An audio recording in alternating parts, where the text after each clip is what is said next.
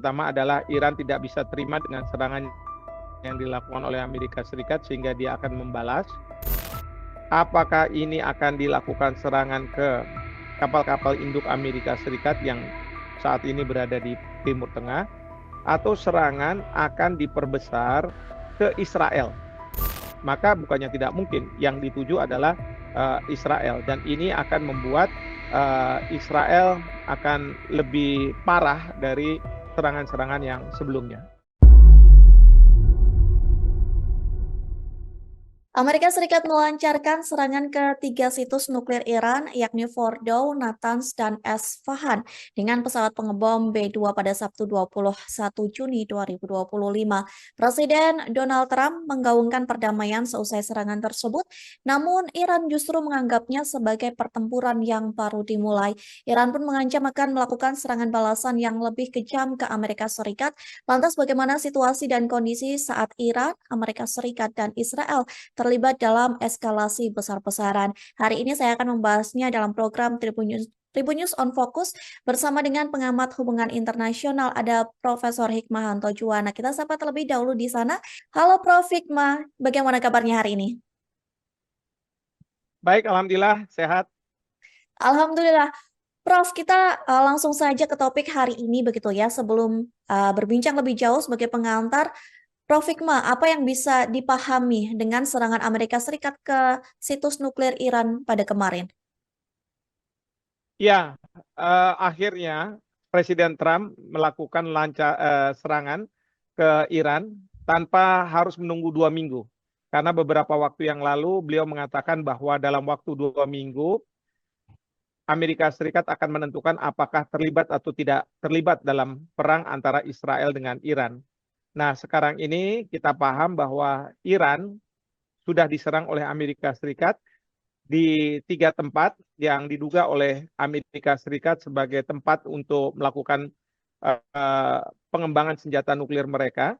Dan dengan serangan yang dilakukan oleh Amerika Serikat terhadap Iran, berarti Amerika Serikat sudah secara real mengatakan bahwa mereka terlibat dalam perang ini. Memang dalam pidato setelah serangan Amerika Serikat ke Iran, Presiden Trump mengatakan bahwa sekarang Iran hanya punya 2 pilihan. Berdamai dalam artian menyerah kepada kehendak Amerika Serikat dan tentunya Israel, atau Iran akan mendapat serangan yang lebih besar dari sekarang ini. Nah, kita tahu bahwa Iran tidak mau menyerah, ya, Iran masih ingin untuk meneruskan perang ini. Nah, untuk diketahui juga bahwa alasan Amerika Serikat melakukan serangan ke Iran itu sebenarnya ada 2. Pertama adalah saya yakin Amerika Serikat akan mendaftarkan diri pada perjanjian keamanan dengan Israel, di mana perjanjian keamanan ini akan menyatakan bahwa serangan terhadap Israel berarti serangan terhadap Amerika Serikat. Dan ini sebagai landasan yang pertama. Landasan yang kedua, karena Amerika Serikat sudah memberikan warning saat perundingan senjata nuklir yang dimiliki oleh Iran antara Amerika Serikat dengan Iran, di mana Presiden Trump sudah mengancam apabila ternyata perundingan mengalami deadlock atau kebuntuan, maka Amerika Serikat akan melakukan serangan ke Iran. Hanya saja yang menjadi permasalahan adalah ketika Amerika Serikat menyerang, beberapa waktu sebelumnya itu ada direktur intelijen dari Amerika Serikat yang mengatakan kemungkinan Iran tidak mempunyai kemampuan untuk mengembangkan senjata nuklir. Nah, ini menjadi pertanyaan, apakah memang benar ada senjata nuklir di Iran atau tidak? Karena jangan sampai pada masa lalu ketika Amerika Serikat di bawah Presiden Bush Junior melakukan serangan terhadap Irak yang alasannya adalah adanya senjata nuklir di Irak yang ternyata itu tidak ada. Nah, ini kita tidak tahu seberapa akurat bahwa memang Iran memiliki senjata nuklir sebagai basis Amerika Serikat melakukan serangan ke Iran. Seperti itu. Baik, Prof. Dengan penyerangan dari Amerika Serikat ke situs nuklir Iran begitu ya, apakah ini juga bisa menjadi awal mula dari Perang Dunia Ketiga, Prof. Hikmah?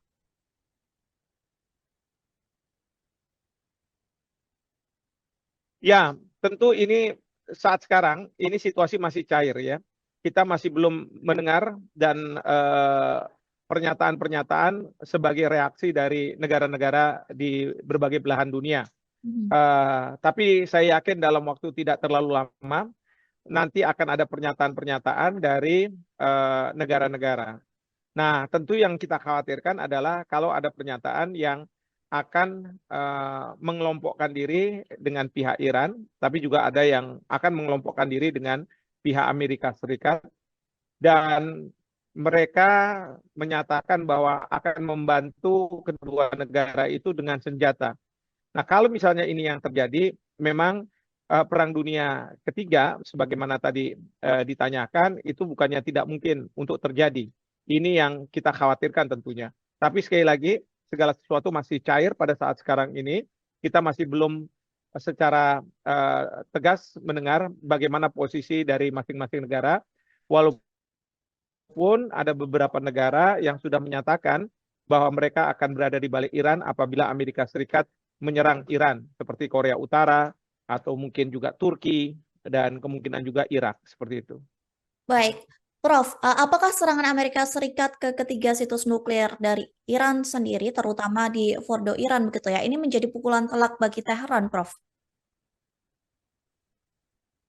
Nah, kita tidak tahu persis ya, karena tentu pihak Teheran yang paling tahu apakah memang dikembangkan senjata nuklir dan apakah memang di daerah-daerah yang diserang oleh Amerika Serikat adalah tempat-tempat di mana Iran melakukan serangan di tempat itu Amerika Serikat melakukan serangan ke Iran. Jadi saya tidak tahu persis seperti apa, tetapi itulah yang diklaim oleh Amerika Serikat bahwa 3 tempat itu adalah 3 tempat untuk mengembangkan senjata nuklir. Nah, sebelumnya memang Israel juga sudah melakukan serangan dan yang ditarget adalah juga instalasi yang dapat mengembangkan senjata nuklir. Jadi kita tidak tahu seberapa benar informasi ini dan seberapa besar serangan yang dilakukan sehingga memang betul-betul katakanlah kalau memang ada tidak memungkinkan Iran mengembangkan senjata nuklir.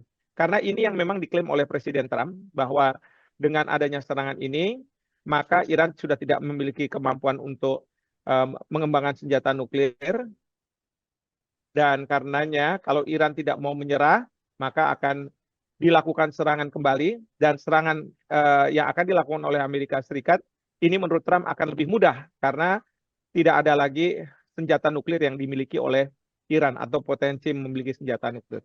Seperti itu. Baik, seperti yang tadi disampaikan Prof. Hikmah begitu ya, bahwa Amerika Serikat ini mengatakan Iran sudah tidak memiliki senjata nuklir begitu ya setelah 3 situs nuklirnya ini diserang pada Sabtu kemarin. Namun Prof, dari Iran sendiri sempat mengklaim begitu ya bahwa pengayaan uranium di Fordo ini sebenarnya sudah dievakuasi sebelum serangan dari Iran. Apakah memang Iran ini sudah memprediksi Amerika Serikat akan terlibat langsung dan turut menyerang langsung ke situs nuklir Iran, Prof?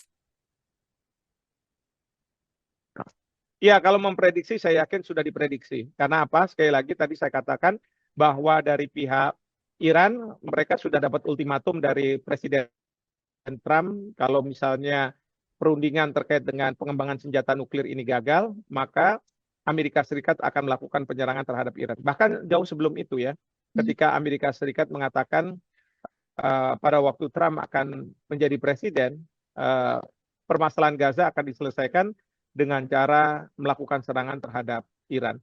Jadi saya yakin bahwa Iran sudah well prepared gitu ya, mempunyai senjata nuklir, kemampuan senjata nuklir untuk memindahkan segala sesuatunya. Baik, Prof, sejauh yang kita bahas, kita berbicara sampai saat ini begitu ya, Iran memang belum melancarkan serangan balasan begitu. Dan menurut analisa dari Prof Hikmah sendiri, bagaimana nantinya respons yang akan dilakukan oleh pemimpin tertinggi Ali Khamenei begitu? Karena dari media Iran sejauh ini sampai saat ini begitu ya, media Iran menyatakan bahwa nantinya warga sipil Amerika Serikat yang ada di Timur Tengah hingga pasukan Amerika Serikat begitu akan menjadi target yang sah dari Iran. Bagaimana respon ataupun tindakan yang akan dilakukan Iran menurut analisa dari Prof. Hikmah? Ya, ini tentu kita harus menunggu segala sesuatunya ya, karena kita belum tahu dan kita tidak bisa berspekulasi apa yang akan dilakukan oleh Iran. Karena ada dua kemungkinan. Pertama adalah Iran tidak bisa terima dengan serangan yang dilakukan oleh Amerika Serikat sehingga dia akan membalas, atau Iran memang akan menyerah sebagaimana yang diharapkan oleh Presiden Trump, bahwa dengan serangan ini maka perdamaian akan muncul. Karena apa? Karena Iran akan menyerah. Saya sendiri tidak tahu apa reaksi dari Iran, tetapi kalau misalnya ada pernyataan bahwa Iran akan menargetkan warga negara Amerika Serikat, katakanlah, tentu ini tidak boleh dalam konteks hukum perang. Karena apa? Hukum perang hanya ditujukan kepada mereka-mereka yang mengangkat senjata kombatan dan kemudian juga instalasi-instalasi militer. Nah, ini yang harus kita pahami, dan saya yakin bahwa Iran akan aturan-aturan ini apabila mereka benar-benar akan melakukan serangan balasan, baik itu ke Israel ataupun ke Amerika Serikat. Seperti itu. Baik, namun apa yang terjadi Prof jika memang nantinya ini Iran benar-benar melancarkan serangan ke Amerika Serikat begitu? Bagaimana situasi dan kondisi yang kemungkinan terjadi? Kan ke Amerika Serikat, pertanyaannya adalah apakah ini akan dilakukan serangan ke kapal-kapal induk Amerika Serikat yang saat ini berada di Timur Tengah, atau serangan akan diperbesar ke Israel. Kalau misalnya serangan terhadap ke Amerika Serikat sendiri, menurut saya itu akan terlalu jauh gitu ya, karena jarak antara Iran dengan Amerika Serikat tentu akan jauh sekali. Tetapi kalau misalnya kemarahan Iran atas serangan yang dilakukan oleh Amerika Serikat dia timpakan ke Israel, dan dia anggap bahwa Israel sebenarnya berada di belakang, Amerika Serikat sebenarnya berada di belakang Israel, maka bukannya tidak mungkin yang dituju adalah Israel. Dan ini akan membuat Israel akan lebih parah dari serangan-serangan yang sebelumnya. Baik, Profesor. Ya, Berarti artinya apakah nanti Iran ini akan fokus untuk menyerang Amerika Serikat saja untuk melakukan serangan balasan ke Amerika Serikat mungkin bagi kapal-kapal ataupun pasukan yang ada di Timur Tengah, ataupun nanti Israel ini juga akan menyerang dua front sekaligus baik Amerika Serikat dan Israel, Prof. ya, yang pasti kalau saya sih yakin yang pasti itu adalah serangan terhadap Israel. Kalau misalnya memang Iran akan melakukan pembalasan, itu akan diintensifkan dan akan diperbesar. Terhadap Amerika Serikat sendiri, saya tidak tahu apa yang akan dilakukan oleh Iran.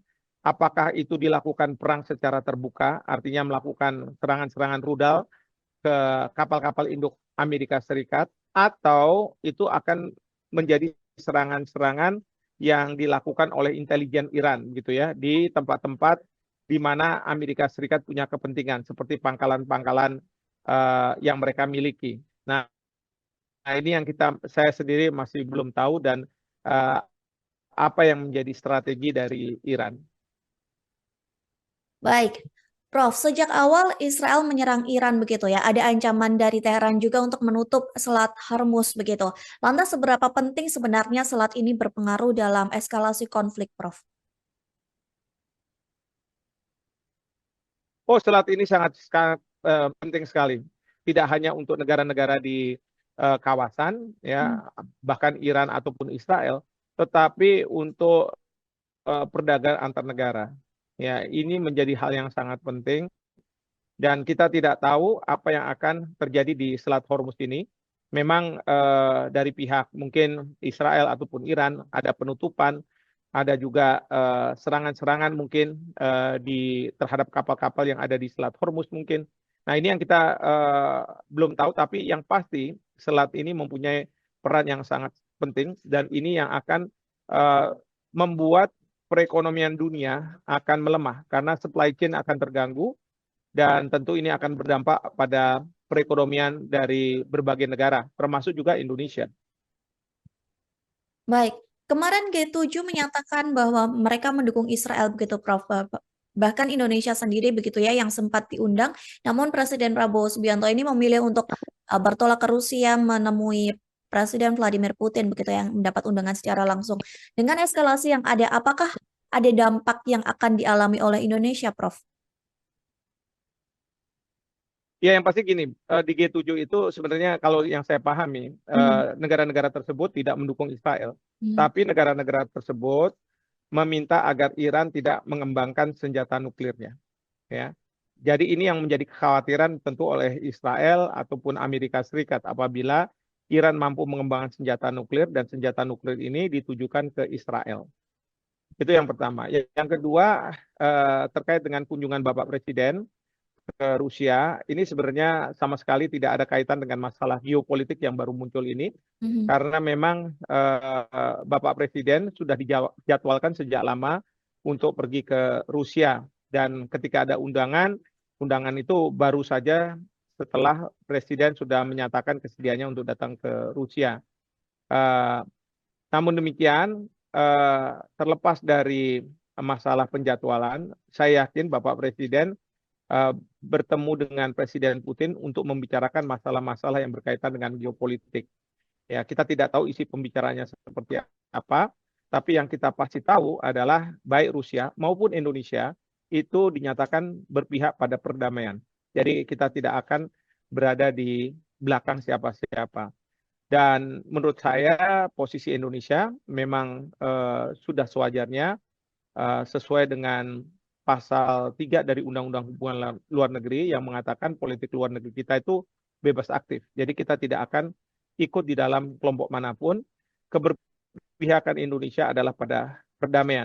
Dan saya yakin ini tidak akan berdampak pada posisi dari Indonesia. Meskipun pada waktu Israel melakukan serangan pertama ke Iran, itu sempat Presiden Trump berkontak kepada Presiden kita, Presiden Prabowo. Saya tidak tahu apa alasannya, tetapi mungkin saja alasannya adalah untuk uh, supaya Indonesia tidak bersuara keras ketika Israel melakukan serangan ke Iran. Seperti itu. Baik, Prof, terakhir dan juga kembali begitu ya kepada serangan Amerika Serikat ke Iran begitu. Amerika Serikat melancarkan serangan menggunakan pengebom B2 begitu ya, ketiga situs Ya. nuklir di Iran begitu. Sebenarnya seberapa kuat militer Amerika Serikat ataupun seberapa besarnya pesawat pengebom B2 ini sehingga bisa menghancurkan begitu tiga situs nuklir yang ada di Iran. Bahkan Amerika Serikat sendiri mengklaim begitu ya, Trump sesumbar bahwa penyerangan terhadap situs militer ataupun situs nuklir di Iran ini hanya bisa dilakukan oleh militer Amerika Serikat. Bagaimana Prof. Hikmah? Ya, kalau Presiden Trump sesumbar memang seperti itulah karakter dari beliau ya, selalu ingin membesar-besarkan dirinya, membesar-besarkan Amerika Serikat. Tetapi memang pesawat pembom yang digunakan memang memiliki kapasitas yang bisa mengangkut bom gitu ya, yang cukup besar, dan kalau dijatuhkan memang punya dampak yang luar biasa. Tapi ingat, Amerika Serikat tentu punya alat angkut pembom yang lebih besar, yang lebih canggih dari apa yang ada. Nah, namun demikian sekali lagi tujuannya serangan Amerika Serikat ke Iran agar dia tidak mendapat kritikan dan tidak memiliki basis dalam hukum internasional, maka secara khusus ditujukan ke tiga tempat yang diduga Iran melakukan pengembangan senjata nuklir. Seperti itu. Baik, terima kasih Prof. Hikmah atas waktu dan kesempatannya. Kita nantikan terus perkembangan terbaru begitu ya terkait eskalasi antara Amerika Serikat, Israel maupun Iran. Sekali lagi terima kasih Prof. Hikmah atas waktu dan kesempatannya. Semoga kita bisa Terima kasih bertemu di banyak. lain kesempatan. Demikian Tribunas Tribun News on Focus. Di akhir kata saya Mariananda dan kru yang bertugas pamit undur diri. Terima kasih dan sampai jumpa. Download Tribun X sekarang. Menghadirkan lokal menjadi Indonesia.